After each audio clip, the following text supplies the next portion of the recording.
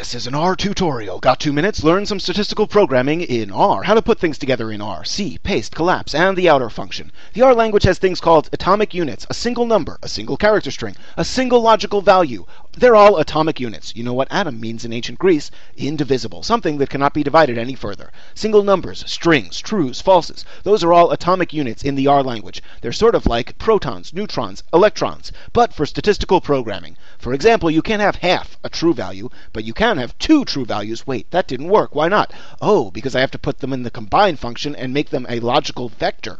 Gnarly. That's taken 2 atomic elements and combine them into a vector. How about we make a character vector with the combine function? All right. So this is an atomic unit. So is this. So is this.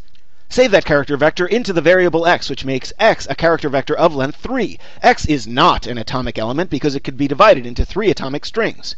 Now put them into the paste function, and what happens? It pastes the first string with the first element of the vector x, the first string with the second element of the vector x, and the first string with the third element of the vector x. Look at that result. It's still a vector of length 3. Wild. But wait, question from the audience. Anthony, I want to combine all of those into a single string. Well, why didn't you say so? Add the collapse parameter to the paste command. You can either cram them all together like that, or you can put some space or other alphanumeric characters in between them. But look, now these 3 strings have been combined into 1 string, and we're back to our comfortable atomic world.